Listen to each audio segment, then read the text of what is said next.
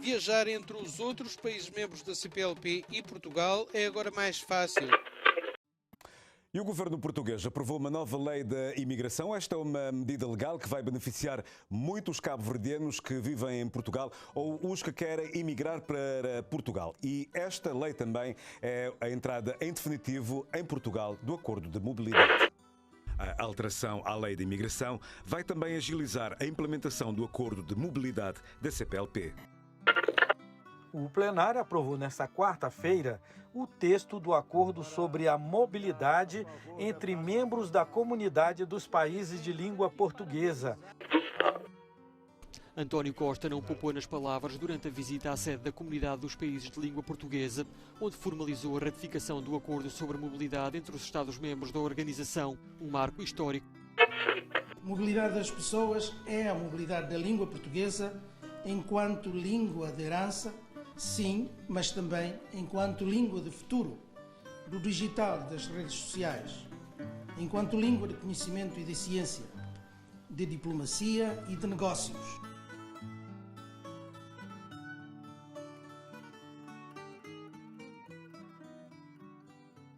Esse intercâmbio entre os países falantes da língua portuguesa. Depois que vim para cá, para Portugal, eu conheci muito mais dos outros países que falam a língua portuguesa. Às vezes no Brasil nós temos uma relação e uma vontade muito grande de vir para Portugal. Depois de morar aqui, eu já tenho vontade de conhecer Moçambique, Angola, todos os lugares que falam a língua portuguesa, entender a cultura deles como e ver... se isso fosse uma cidadania à língua. Exatamente, exatamente. Né? E a gente cria uma identificação com eles e a gente consegue enxergar, principalmente no Brasil, que é multicultural e tem a influência de todos esses povos, a gente começa a se enxergar um pouquinho neles. E eu acho que, por exemplo, Portugal proporciona isso em Coimbra também. Coimbra para mim, assim, pessoalmente falando, parece que é o centro do mundo. Aqui eu conheci o mundo todo, porque conheci pessoas do mundo todo e tive a oportunidade de conhecer o Brasil todo, porque vem brasileiros de todas as realidades e localidades para cá. Então, assim, é uma experiência incrível, difícil de traduzir, de expressar em palavras. Mas o que é que você diria aos brasileiros que nos ouvem agora sobre a experiência de Portugal e, sobretudo, a experiência de Coimbra?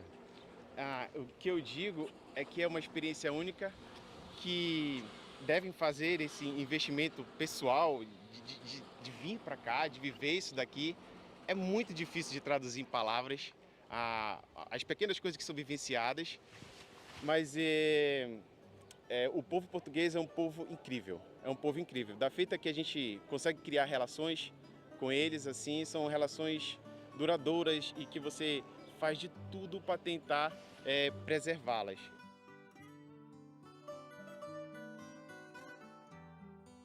E é inesperado, mas não só inesperado, ele é uma realidade cotidiana. O Brasil encontra Portugal, a Universidade de Coimbra é uma marca nacional que deve liderar o processo de encontro entre Portugal e o Brasil. Falamos isso aqui no pátio das escolas, neste lugar antigo, na estátua de Dom João III, na Faculdade de Direito, na Via Latina, na reitoria que agora está por trás de mim, na Biblioteca Joanina, que está em obra em recuperação e é um dos mais prodigiosos lugares da cultura portuguesa. A Casa da Cidadania da Língua nasce em Coimbra porque não podia nascer noutro sítio. Vai replicar-se em São Paulo, em Belo Horizonte, no Pará, em Santa Catarina, no Rio Grande do Sul, para existir em qualquer lugar do mundo onde exista alguém que fale português.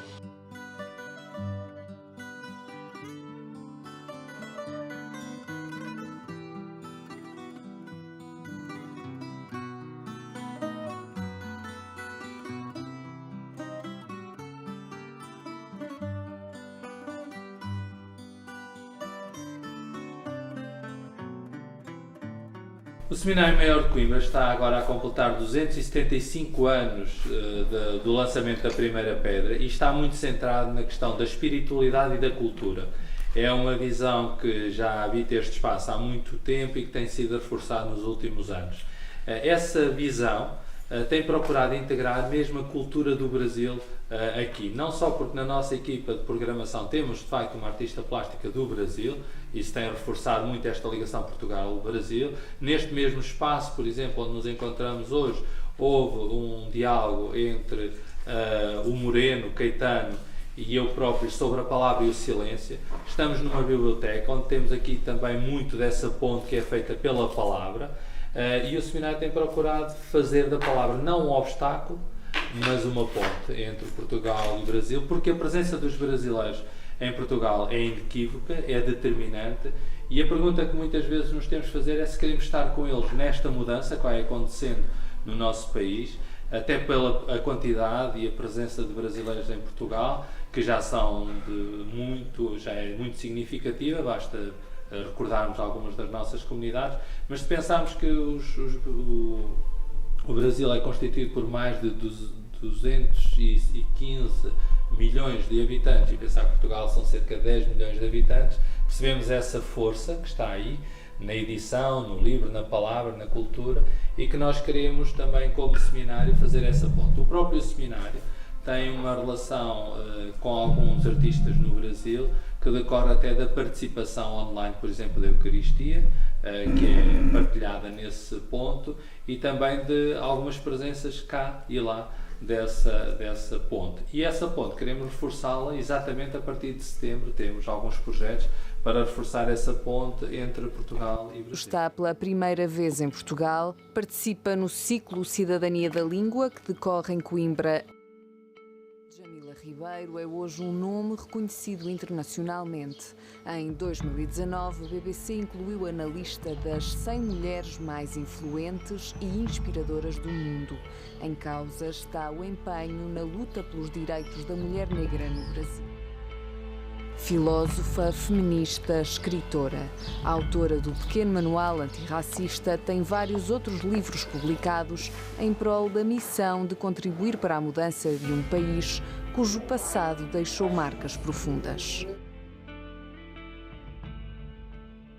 E o que é que você acha de Portugal na primeira vez que você veio aqui? Você já foi no Porto, né? Fui, mas eu achei interessante. Eu acho que com todas as questões que tem, obviamente, né? A gente está num país europeu, mas eu acho que é possível essa questão da língua faz diferença. Muitas pessoas falaram, como é que é estar num país que você não precisa falar outro idioma? Sim. E a gente, quando viaja por todos os países que a gente viaja, a gente sempre tem que e aqui não, você sempre forçar. Nossa, é uma experiência nova para mim, né? Viajar para um país e poder falar a minha língua. As diferenças, às vezes eu não compreendo muito bem, às vezes as pessoas não compreendem português de Portugal, às vezes eu não consigo compreender um pouco. Essa pessoa fala mais devagarzinho, eu entendo, e às vezes também eu percebo que as pessoas não compreendem o que eu estou falando, então eu também falo mais um pouco devagar, e assim a gente vai conseguindo encontrar os pontos de encontro, né? Mas é interessante, porque de fato a gente fala um português brasileiro, né? Que é muito diferente. Então, um ponto que eu acho que a gente pode desenvolver aqui é cuidar que em português, ou no mundo em português, a liberdade de expressão e a luta contra a censura possam se desenvolver, possam estar vivas nesse aspecto. E o outro eu acho que é colaborar para esse chacoalhão na questão da identidade. Não precisa ser nacional, ou não precisa ser só nacional, a gente pode encontrar outras formas.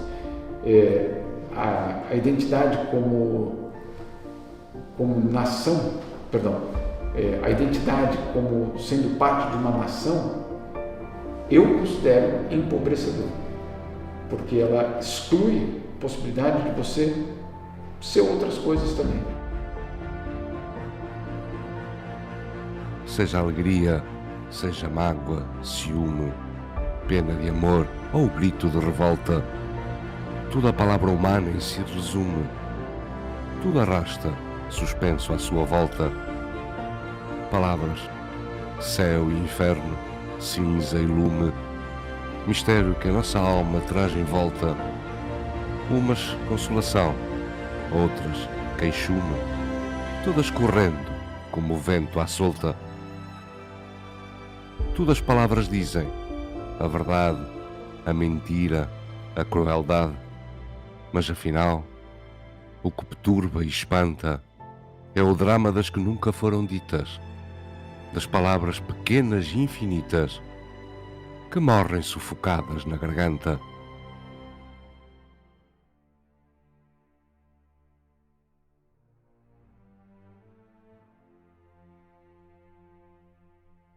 De referência, dentro, aliás, daquilo que era o nosso programa de Coimbra ser uma cidade cool-tech.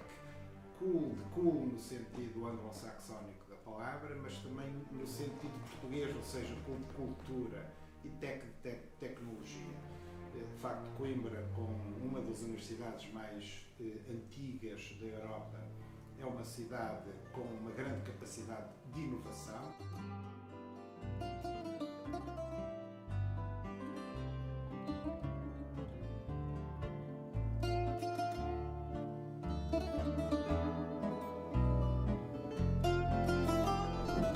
A cidadania, este projeto da cidadania da língua, eu vejo como um elemento que vem quebrar esta burocracia, no sentido de, ok, se as pessoas falam a mesma língua, portanto não têm que comprovar proficiência, por razão de terem nascido num país falante de língua portuguesa e, eventualmente, por razão de terem apresentado frequência escolar que lhes permita conhecer a língua um pouco mais.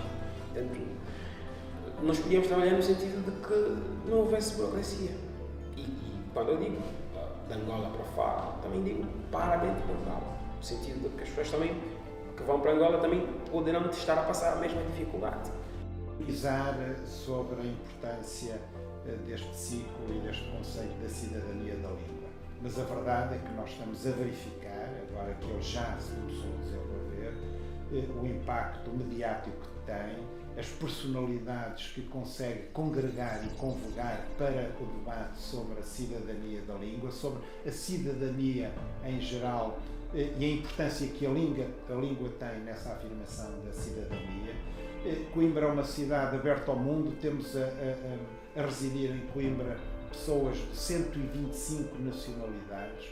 Portanto, não somos uma cidade xenófoba, não somos uma cidade racista, mas sabemos que há, obviamente, entre nós, infelizmente em todo o mundo, pessoas racistas e pessoas xenófobas. Portanto, este é um trabalho contínuo de construção e de luta permanente pela solidariedade, pelo respeito pelas opções das pessoas, pela integração de todos, pela inclusão, e só com esse trabalho permanente é que nós de facto conseguimos ser um mundo mais irmão, onde cada vez mais a xenofobia e o racismo não tenham lugar. Mas esse é um trabalho contínuo, é um caminho permanente, e este debate amplo que une distintos povos unidos pela mesma língua e por fundamentos culturais semelhantes, obviamente é muito importante para continuarmos a prosseguir com êxito esse caminho. E a vinda a Coimbra de personalidades que tanto têm teorizado, filosofado e têm tido uma intervenção permanente no combate ao racismo e à xenofobia é também muito importante para nós e é fundamental para fazermos esse caminho da solidariedade e da igualdade.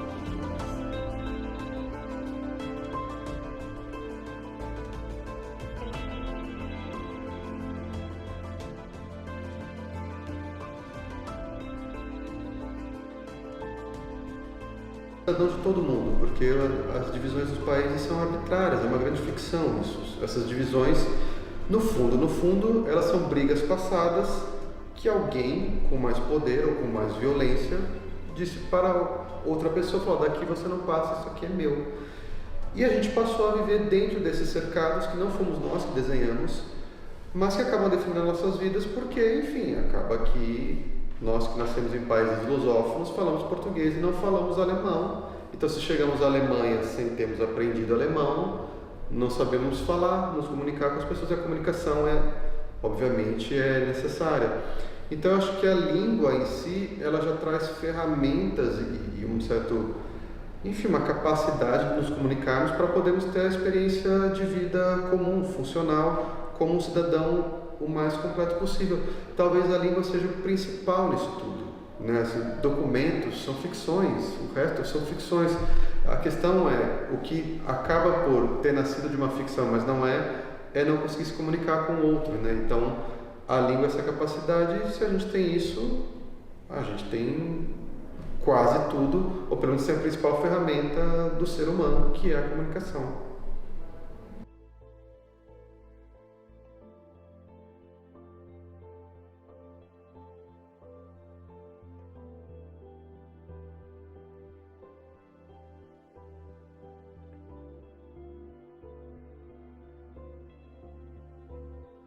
Através da cultura, através do ensino, da educação, seja possível quebrar essa barreira e fazer com que o mais importante de uma nação são as pessoas, se possam comunicar e possam mobilizar-se de um lugar para o outro.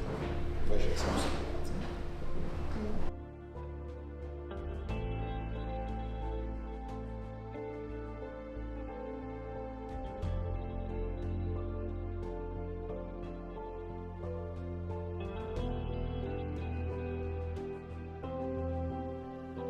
O que a gente não pode esquecer é que o objetivo é paz social, desenvolvimento, respeito pelos direitos humanos, e que esse caminho da língua pode ser um dos caminhos que talvez possa ser utilizado.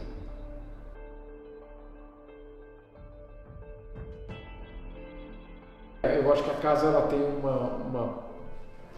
ela tem dois componentes que podem ser interessantes. O primeiro deles é o de a gente não ter medo de voltar para Coimbra. Ou seja, daquela ideia que se tem no Brasil e talvez em outros países de língua portuguesa, de que Coimbra é o local da elite colonial de um certo momento. O próprio Brasil não teve universidade por muito tempo, porque justamente essa universidade cumpria a função obviamente para a elite, ou seja, nunca era democratizada, porque ela ficava do outro lado do oceano. Então, por que não redefinir ou ajudar a cidade ou esse nome Coimbra a ser redefinido? Então, para ela ser redefinida, por que não uma casa que tenha a ousadia de dizer que não é tão relevante se você é português, brasileiro ou angolano, mas o fato de você falar um dos portugueses que esses países falam.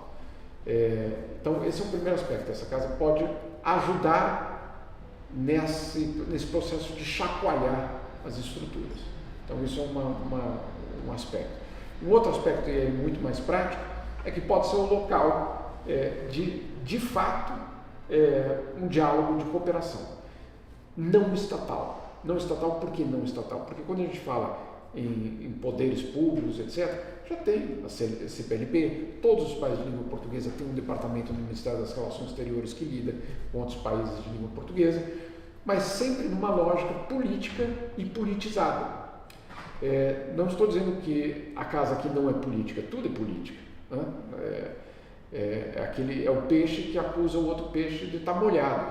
Não, estamos todos molhados, estamos todos nessa política.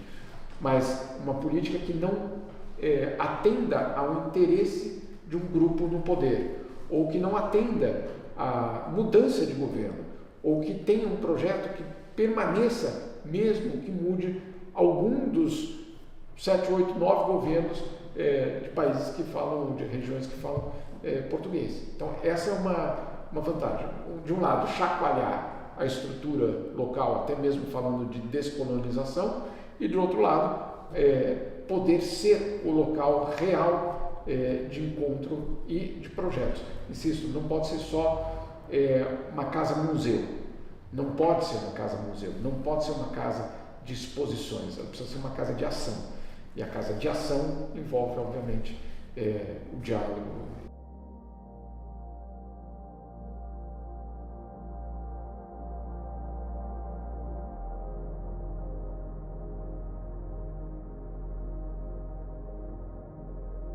Acho que tem duas coisas que eu posso contribuir.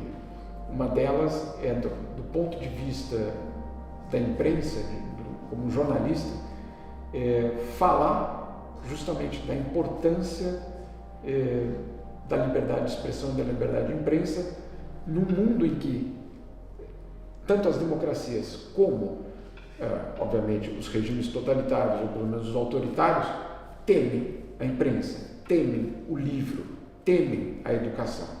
Então, garantir que esse espaço possa existir é fundamental. Eu considero que a imprensa, mas também a cultura, elas são infraestruturas da democracia.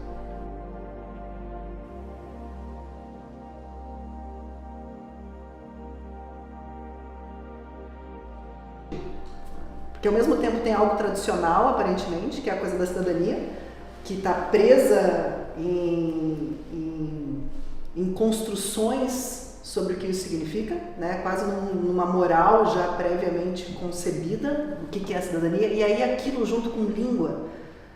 Então era algo que eu precisei de alguns momentos para tentar organizar na minha estrutura o que significa.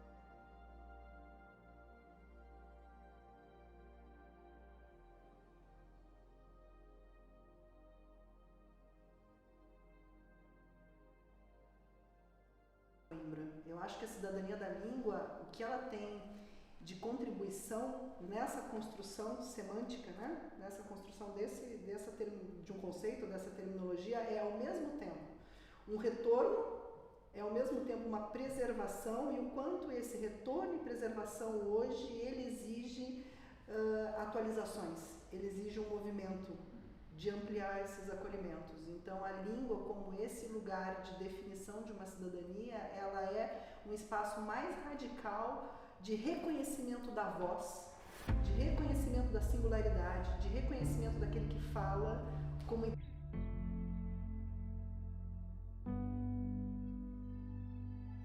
Então é isso, é o poder de fala, que não é um poder de fala só sonoro, né? É um poder de fala de expressão, é um poder do desejo, é um poder da vontade, é um poder da necessidade, esse poder desses movimentar-se como constituidor mesmo do que é uma cidade.